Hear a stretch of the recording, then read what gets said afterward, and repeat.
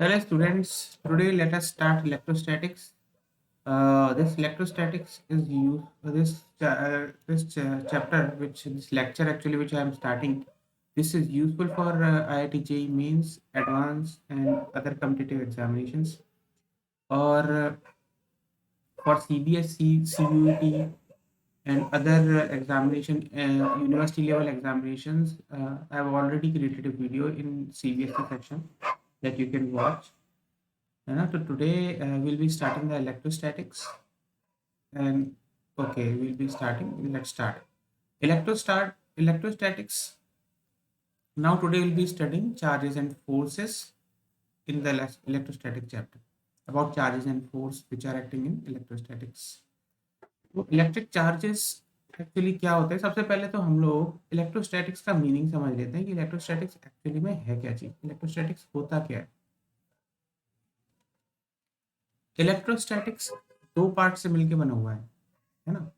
पहला पार्ट है आपका इलेक्ट्रो और दूसरा पार्ट है स्टैटिक्स।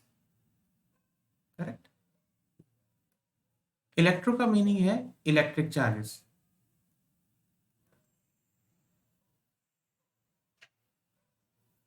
और स्टैटिक्स का मीनिंग होता है स्टेशनरी। तो what we are dealing here is the charges which are stationary, charges जो कि रुके हुए हैं। करेक्ट। अब बात आती है कि मूविंग चार्जेस हम कहाँ पर पढ़ते हैं। जो मूविंग चार्जेस होते हैं यानी कि डायनामिक चार्जेस, वो हम मैग्नेटिज्म में पढ़ते हैं। मूविंग चार्जेस एंड मैग्नेटिज्म करके एक चैप्टर आएगा आगे जो मैं आपको पढ़ाऊंगा, तो उसमें आप पढ़ेंगे कि मूविंग चार्जेस की वजह से मैग्नेटिज्म कैसे, एक्चुअली में मूविंग चार्जेस की वजह से मैग्नेटिज्म क्रिएट होती है ना। मैग्नेट फील्ड क्रिएट होती है, वो कैसे क्रिएट होती है, क्यों क्रिएट होती है, वो हम वहां पर पढ़ेंगे। तो यहाँ पर जो हम पढ़ रहे हैं electric charges which are stationary. अब यहाँ पर हम स्टार्ट करते हैं कि एक्चुअली इलेक्ट्रिक चार्ज होता क्या है। सबसे पहले तो इलेक्ट्रिक चार्ज जो होता है, electric charge actually it is a स्टेश मतलब इंट्रिंसिक प्रॉपर्टी। इंट्रिंसिक प्रॉपर्टी मतलब कि it does not depend upon mass. Correct. जो प्रॉपर्टीज मास पर डिपेंड होती है उनको हम एक्सट्रिंसिक प्रॉपर्टी कहते हैं। करेक्ट। समझ में आ गया। अब क्या होता है चार्ज के बारे में आपको एक और चीज बता देता हूं कि इलेक्ट्रिक चार्जेस जो होते हैं they are scalars, they are not vectors. ये भी समझ में आ गया। इलेक्ट्रिक चार्जेस का जो यूनिट होता है वो क्या होता है, unit is coulomb. Correct. Coulomb, वो भी सी से रिप्रेजेंट करते हैं। ठीक है। ये बेसिक चीजें हैं, बेसिक चीजें जो कि आपको सीबीएसई लेवल पर भी आपको समझ में आनी चाहिए, आपको पता होना चाहिए। तो यहाँ पर एक्चुअली में हमने यहाँ पर जो लेफ्ट में लिखा हुआ है यहाँ पर क्या है, charge is a material body, it is a property due to which it interact with the other charges. यहाँ पर दो काइंड ऑफ चार्जेस होते हैं, पॉजिटिव एंड नेगेटिव। एक साइंटिस्ट बेंजामिन फ्रैंकलिन उन्होंने बताया था, लेकिन हमें यहाँ पे जरूरत नहीं है कि साइंटिस्ट किसने बताया था, क्योंकि हमारे एग्जाम में आने वाला नहीं है। चार्ज इसका यूनिट कूलम होता है जैसे मैंने आपको यहाँ बताया है, और ये क्वांटाइज होते हैं, कंजर्व्ड होते हैं, एडिटिव होते हैं। क्वांटाइज का मतलब क्या होता है, क्वांटाइज मतलब कि जो चार्जेस होते हैं ना, charges are always integral multiple of an electron charge. मतलब यहाँ पर अगर आपके पास कोई एक चार्ज दिया हुआ है Q, तो Q will be equal to plus or minus n into E, where E is what? E is the charge of an electron, 1.6 into 10 power minus 19 coulomb। यानी कि अगर आपको कोई भी चार्ज दिया है, फॉर एग्जांपल अगर आपको दिया हुआ है 1 कूलम चार्ज, तो आप क्या करेंगे, वहां पर उसमें कितने नंबर ऑफ इलेक्ट्रॉन्स प्रेजेंट हैं, that will be equal to 1 coulomb by 1.6 into 10 power minus 19, जिससे जो कि जो वैल्यू आपकी आनी चाहिए इंटीजर वैल्यू, मतलब 1 2 3 4 5 इस तरीके से वैल्यू आनी चाहिए। तो यहाँ पर क्या है ना, हमेशा इस तरह से चार्ज क्वांटाइज होते हैं, मतलब चार्ज इज क्वांटाइज मतलब they are integral multiple of electron का चार्ज। पहली प्रॉपर्टी ये प्रूव ये है। चार्जेस कंजर्व्ड होते हैं। चार्जेस कंजर्व्ड होने का मीनिंग क्या होता है कि हमेशा जो चार्जेस होते हैं ना, दोज चार्जेस आर, अगर आप, मैंने सपोज आपको एक चार्ज दिया हुआ है, इस चार्ज में से आपने कुछ थोड़ी सी प्रॉपर्टी को, अगर थोड़े से चार्ज को रिमूव कर लिया, क्लियर। ये इसका चार्ज सपोज इनिशियली Q1 था, और अब ये जो आपने चार्ज रिमूव कर दिया, ये Q2 रिमूव कर दिया, फाइनली ये बन क्या गए, ये बन गया आपका जो चार्ज, एक ऐसा बन गया ये चार्ज जो कि Q1, जिसका चार्ज की वैल्यू होगी आपकी Q1 माइनस Q2, और जो आपने रिमूव किया वो छोटा सा चार्ज ग्रीन वाला, ये आपका जो चार्ज है ये Q2 है। क्लियर? पर बात क्या है, अगर हम अभी भी इस पूरे सिस्टम का जो टोटल सिस्टम का जो चार्ज कैलकुलेट करने की कोशिश करें, तो वो टोटल चार्ज होगा Q1 minus Q2 plus Q2, जिसका मीनिंग है कि total charge still is the same जो कि ओरिजिनल था Q1। करेक्ट? मतलब कि कहने का मतलब क्या है, यहाँ पर कोई भी ऐसी फोर्स नहीं है जिस फोर्स की वजह से यहाँ पर कुछ चीज, या जैसे फ्रिक्शन है या फिर रेडिएशन है या कोई भी चीज, उसकी वजह से यहाँ पर कुछ भी रिमूव नहीं हुआ है ना। चार्ज लीक नहीं हुआ है, चार्ज कभी लीक नहीं होता है। चार्ज ना किसी दूसरे फॉर्म में का चेंज होगा। चार्ज जो है वो पूरे सिस्टम का जो इनिशियली टोटल था बाद में भी टोटल रहेगा, इसका मतलब होता है चार्जेस कंजर्व। चार्ज, तीसरी प्रॉपर्टी जो है वो है additive, because this electric charges are scalar, जो मैंने बताया था, इसलिए आप इनको डायरेक्ट मैग्नीट्यूड वाइज ऐड करोगे, वेक्टोरियली ऐड नहीं करोगे। क्लियर है? वेरी। अब चलते हैं इसके ऊपर, किसके ऊपर? फोर्सेस के ऊपर। जब फोर्सेस चार्ज के बारे में हमने सीख लिया है, कूलम्ब्स लॉ के ऊपर चलते हैं। एक्चुअली में जो कूलम्ब्स लॉ थी, ये है आपकी कूलम्ब्स लॉ। अब इस कूलम्ब्स लॉ में, कूलम्ब्स एक साइंटिस्ट ऐसे थे जिन्होंने हमें बताया था कि एक्चुअली में जो दो चार्जेस होते हैं वो आपस में इंटरैक्ट किस तरह से करते हैं। कूलम्ब्स ने बताया था कि अगर आपके पास दो चार्जेस हैं, मैं आपको बहुत सिंपल भाषा में यहाँ पर दो चार्जेस बना के दिखा देता हूँ। एक तो चार्ज मेरे पास ये है और एक चार्ज मेरे पास यहाँ पर ये है। करेक्ट? अब इन दोनों के बीच में अपन थोड़ा सा डिस्टेंस भी दिखा देते हैं, तो जिससे आपको बेटर समझ में आएगा। ये है ना, इस तरीके से मैंने यहाँ पर रिप्रेजेंट कर दिया। अब ये जो दो चार्जेस हैं, इन दोनों के बीच का डिस्टेंस सपोज r है। इस चार्ज की वैल्यू है Q1 और इस चार्ज की वैल्यू है Q2। ओके? अब यहाँ पर क्या है, जो कूलम्ब्स लॉ थी, कूलम्ब्स लॉ ने हमें क्या बताया था कि जो फोर्स होती है ना between two charges, that is proportional to the product of both charges, यानी कि F is proportional to Q1 Q2 और F is also inversely proportional to the square of the distance between them। अब जब आप इन दोनों को connect करते हो ना, इन दोनों जो दो स्टेटमेंट हैं, तो आपके पास आता है कि force is directly proportional to the Q1 Q2 by R square. इस जब प्रोपोर्शनलिटी कांस्टेंट को आप हटाएंगे ना, तो यहाँ पर जो प्रोपोर्शनलिटी कांस्टेंट हटती है, तो वहां पर 1/4 पाई एप्सिलॉन नॉट एक प्रोपोर्शनलिटी कांस्टेंट की तरह मल्टीप्लाई हो जाता है, तो आपके पास फोर्स की एक्चुअल वैल्यू आती है। ये है आपकी कूलम्ब्स लॉ, जो कि ऊपर रिप्रेजेंट की गई है। अब फोर्स है क्योंकि ये, तो ये फोर्स वेक्टर होती है, और फोर्स का जो डायरेक्शन होता है वो हमेशा is in the direction of line joining them. अब क्योंकि आप लोग आईआईटी के स्टूडेंट्स हैं, तो इसीलिए मैं बहुत डीप में इतना अंदर नहीं जाऊंगा कि मुझे लगता है आपको बेसिक वेक्टर्स की जो नॉलेज है वो होनी चाहिए। एक्चुअली यहाँ पे जो मैंने लिखा है आर कैप, इसका मीनिंग क्या है कि आर कैप का मीनिंग होता है कि the direction of force is in the line joining the two charges, यानी कि along the R vector. Correct? ठीक है? अब इस फोर्स का, जब ये दोनों पॉजिटिव चार्जेस हैं, फोर्स दोनों चार्जेस पॉजिटिव हैं, तो इस फोर्स का जो डायरेक्शन होगा वो क्या है, दोनों के ऊपर अपोजिट होगा। मतलब कि इसके ऊपर बाहर जाता हुआ और इसको रिपेल करता हुआ, और Q1 के ऊपर इधर बाहर रिपेल करता हुआ। दोनों की जो वैल्यू है वो वही है, वो F की है, जो हमने यहाँ पर निकाली है। F equal to 1/4 Q1 Q2 by R square. Usually ये होता है, ये जब दोनों चार्जेस Q1 Q2 है। अब इसके केसेस देख लेते हैं, केसेस क्या होते हैं।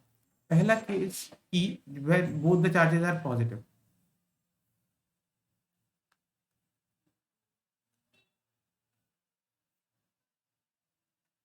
Both Q1 Q2 are positive, मतलब पॉजिटिव वाला केस तो अपन यहाँ देख ही चुके हैं लेफ्ट में। Both Q1 Q2 are negative, तो उसमें क्या होता है, F की वैल्यू क्या आती है, F इज इक्वल टू आपका होता है -Q1 into -Q2 upon 4 pi epsilon naught into R square. अब जो वैल्यू आएगी, माइनस माइनस तो अपने आप कैंसिल हो जाएगा, तो इसकी वैल्यू जाएगी Q1 Q2 by 4 pi epsilon naught into R square. यानी कि इसका मीनिंग क्या हुआ कि चार्जेस भले ही नेगेटिव हो गए, लेकिन हमारी जो फोर्स का जो डायरेक्शन और मैग्नीट्यूड है वो स्टिल द सेम है। मीनिंग हमें से क्या पता चलता है, लाइक चार्जेस होते हैं, लाइक चार्जेस रिपेल करते हैं, लाइक चार्जेस रिपेल। मीनिंग कि जब वो चार्जेस भले ही दोनों के दोनों पॉजिटिव हो या फिर दोनों के दोनों नेगेटिव हों, तो उससे कोई फर्क नहीं पड़ेगा, जो फोर्स का जो डायरेक्शन है वो हमेशा सेम ही रहेगा, रिपेलिंग ईच अदर।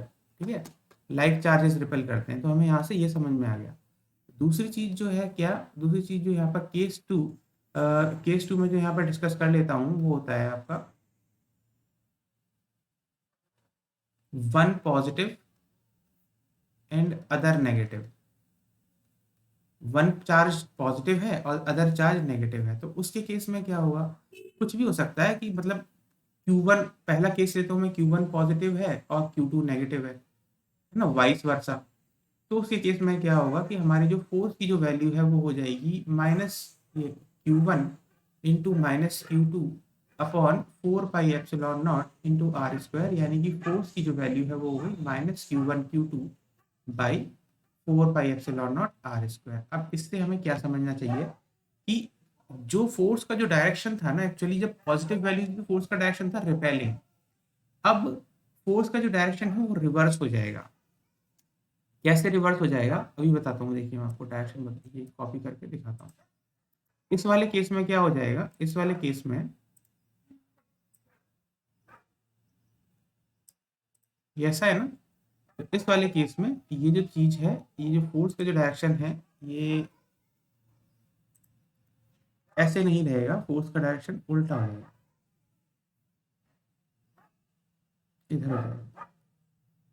ऐसा क्यों हुआ, क्योंकि फोर्स नेगेटिव हो गई और फोर्स वेक्टर है, इसलिए जो पॉजिटिव डायरेक्शन था रिपेलिंग था, पॉजिटिव एक्स डायरेक्शन में राइट में, अब जो फोर्स की वैल्यू नेगेटिव हो गई इसलिए वो उल्टा चला गया है ना? ये तो बस वेक्टर की नॉर्मल प्रॉपर्टी है।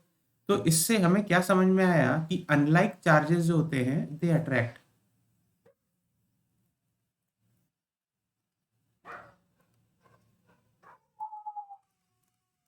ये दो केसेस हैं जो आपको यहाँ पर समझने पड़ेंगे, और बाकी मैं कुछ कांस्टेंट्स की वैल्यू आपको बता देता हूँ जो यहाँ पर नहीं दी हुई है। यहाँ पर एक कांस्टेंट की वैल्यू जो आपको कॉन्स्टेंटली जरूरत पड़ेगी, ये है 1/4 पाई एप्सिलॉन नॉट की वैल्यू। इसकी वैल्यू होती है 9 × 10⁹। ठीक है, इसका यूनिट मैं यहाँ पर नहीं दे रहा हूँ क्योंकि यूनिट आपको निकालना आता होगा, आज आप आसानी से निकाल लोगे। और एप्सिलॉन नॉट की वैल्यू जो होती है वो होती है 8.854 × 10⁻12। इसका भी सब फिर यूनिट आप निकाल लोगे, है ना।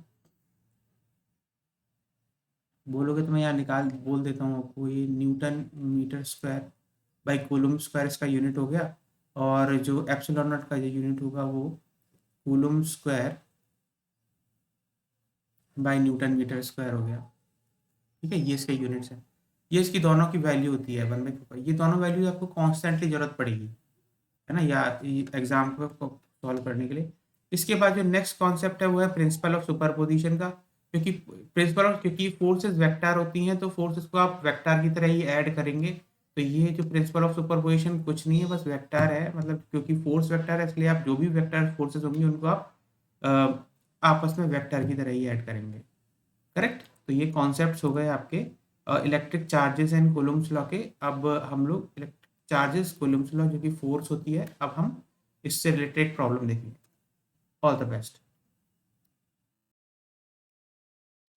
Now let us solve a JEE advance problem. अब इससे पहले मैं आपको क्या रिकमेंड करूंगा कि आप एक जेई मेन, मैंने जेई मेन सेक्शन में जेई मेन प्रॉब्लम जो सॉल्व करवाया है उसको आप एक बार जरूर देख लें, है ना, मैं आपको ये रिकमेंड करूंगा, क्योंकि वो भी सिमिलर प्रॉब्लम है लेकिन वहाँ पर जो पार्टिकल्स हैं वो 2 डायमेंशन, मतलब एक प्लेन में सस्पेंडेड है, ये 3 डायमेंशन में दे दिया। तो आप यहाँ पर ये आइडिया लगा लो कि जेई एडवांस एडवांस में आपकी विजुअलाइजेशन को, आपकी कॉन्सेप्चुअल क्लैरिटी को किस तरह से चेक करते हैं। देखिए प्रॉब्लम देखना ध्यान से।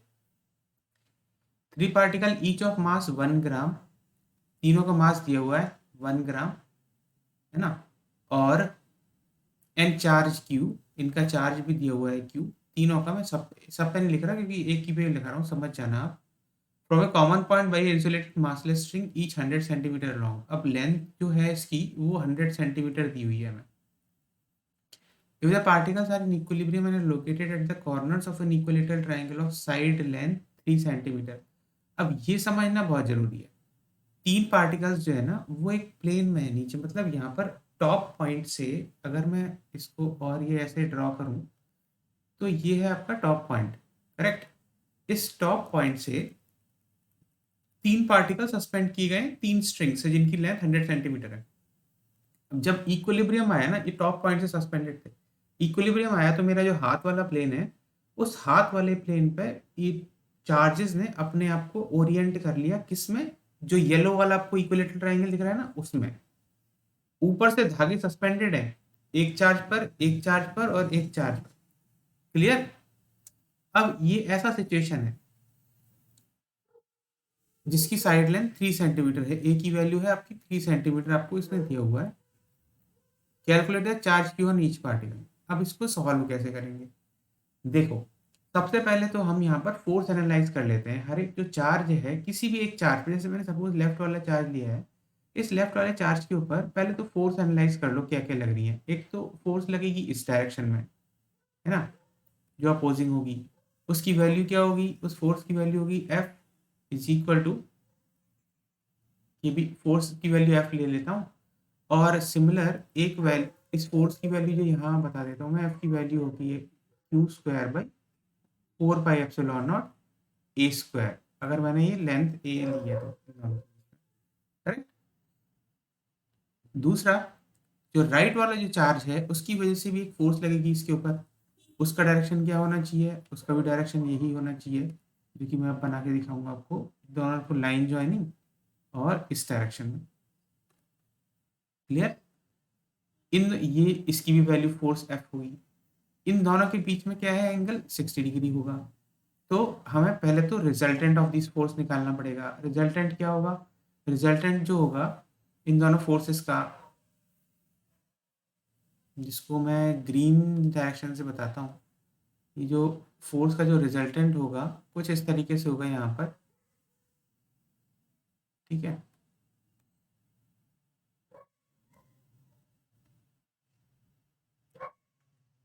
तो इसका जो एंगल, इसका तो एंगल हमें पता चलेगा अभी आगे चल के हम निकालेंगे।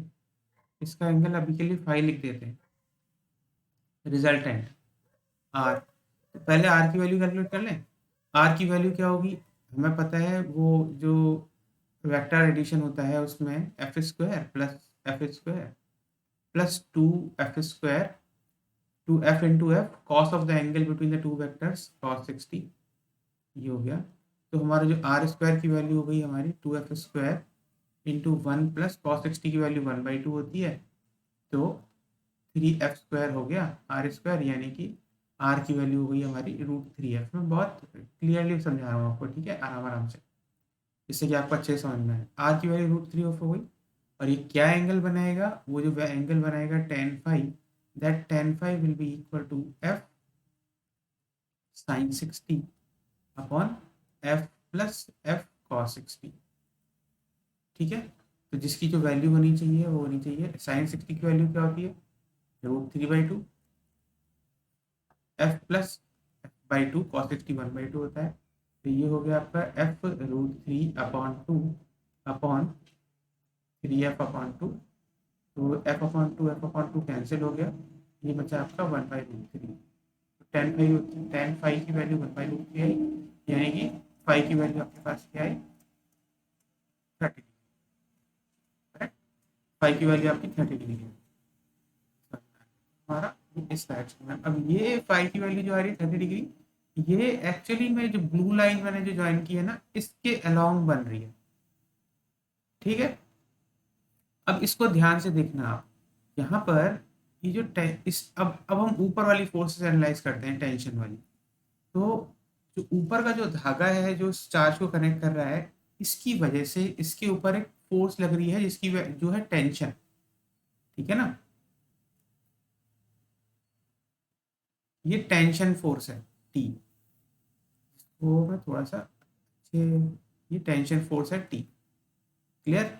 और दूसरी एक फोर्स हमारे पास रिजल्टेंट फोर्स लग रही है, और एक फोर्स जो वर्टिकली डाउनवर्ड्स लग रही है, जो हमने एम जी कंसिडर नहीं किया था, वो एम जी फोर्स नीचे लग रही है डाउनवर्ड। ठीक है, कलर दूसरे दिखाता हूँ नहीं तो आप कंफ्यूज हो जाओगे। तो यहाँ पर एक फोर्स नीचे की तरफ लग रही है जो कि है एम जी। ये प्लेन, इसको बस आप ये ध्यान रखना, ये जो फोर्सेस दिखा रही है, ये लग रही है ना, अब जो एनालाइज कर रहे हैं हम, प्लेन नहीं, ट्राइंगल प्लेन नहीं, उस ट्राइंगल प्लेन के नीचे, ट्राइंगल प्लेन के नीचे एमजी फोर्स लग रही है, और इस चार्ज से ऊपर की तरफ टेंशन फोर्स लग रही है। करेक्ट। और इस प्लेन ट्राइंगल के अलोंग ये, या इधर बाहर की तरफ, ये है रिजल्टेंट फोर्स। इस तरह से हमारा ये चेंज हुआ है। करेक्ट। तो अब अगर मैं इसके, इस वाली फोर्स के जो रिजल्टेंट लूंगा, तो यहाँ पर हमारे पास क्या आएगा, T cos theta is equal to R, क्योंकि ऊपर का एंगल थीटा बना रहा है ये, T cos theta is equal to R, और यहाँ पर मेरे पास जो दूसरी जो चीज होगी वो होगी T sine theta is equal to M G. Correct.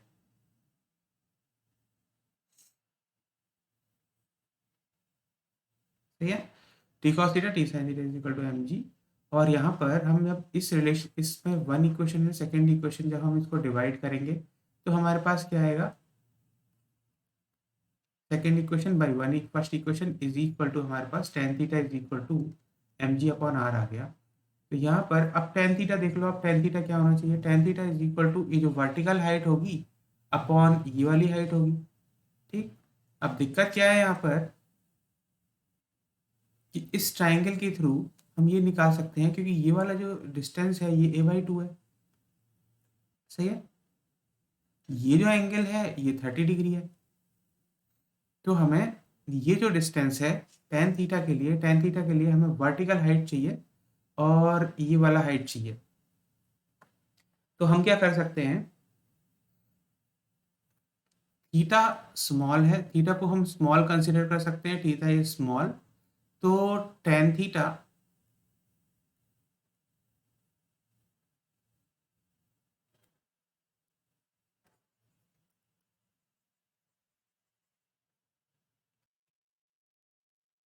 या इसको प्रॉपरली सॉल्व करते हैं ना, ये वाला डिस्टेंस a/2 है और ये थीटा है, तो साइन 30 मेरे पास हो जाएगा cos 30।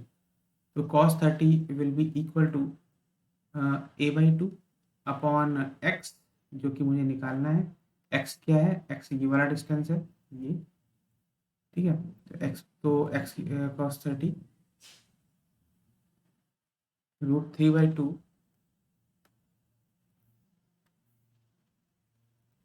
√3/2 X is equal to a/2। तो टू टू कैंसिल हो गया, एक्स की वैल्यू हो गई a/√3। ठीक है, तो ये वैल्यू मेरे पास a/√3 आ गई। अब मुझे क्या करना है, a/√3, अब ये यहाँ पर इस पर्टिकुलर ट्राइंगल में ये एंगल 90 डिग्री है। तो वर्टिकल हाइट, अगर मैंने वर्टिकल हाइट को h लिया, h ले लिया, तो यहाँ पर मेरे पास क्या आ जाएगा, h² plus x² is equal to x² plus x² is equal to L² आ गया, है ना। Vertical height upon this height is equal to L²। तो यहाँ पर मैं h निकाल सकता हूँ, तो h² is equal to L² minus a² upon 3, which is L की वैल्यू हमें पता है, तो मैं इसको ऐसे ही लिख देता हूँ यहाँ पर, h is equal to √L² minus a² upon 3। तो ये मेरा h की वैल्यू आ गई,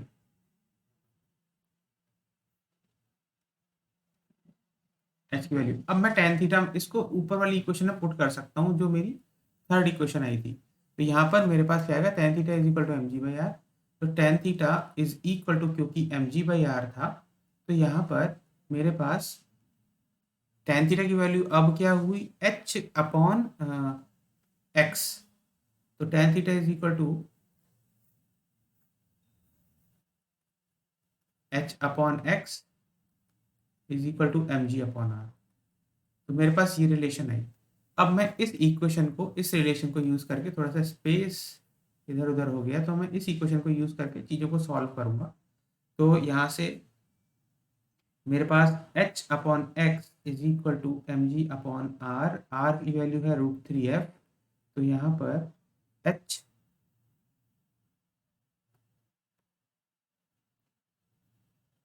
√L² minus A² upon 3 by x की वैल्यू में जो आई थी वो थी A/√3 is equal to M G by √3 into F की वैल्यू मेरे पास क्या है, फोर्स क्या है, that is Q² by 4πε0 A², Q² upon 4πε0 A²।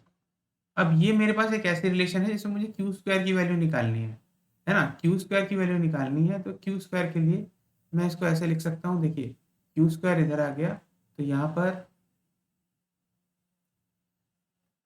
4πε0 mg A² upon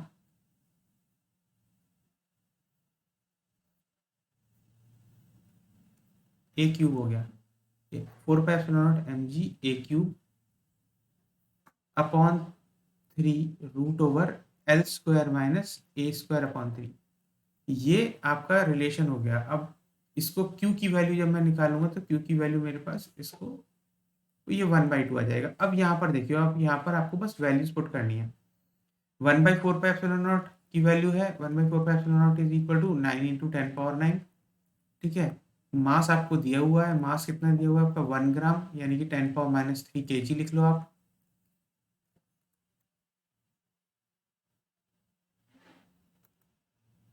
यहाँ 10⁻³ kg लिख लो। और ए की वैल्यू कितनी दी हुई है, ए की शायद वैल्यू 2 सेंटीमीटर दी हुई है आपको, ये 3 सेंटीमीटर है, तो ए की वैल्यू 3 इंटू 10⁻² लिख लो। और एल की वैल्यू 100 सेंटीमीटर दी हुई है, यानी कि 1 मीटर। और बस ये सारी वैल्यू जब इसमें, और जी की वैल्यू 10 दी हुई है, जी की वैल्यू 10 मीटर पर सेकंड स्क्वायर दी हुई है।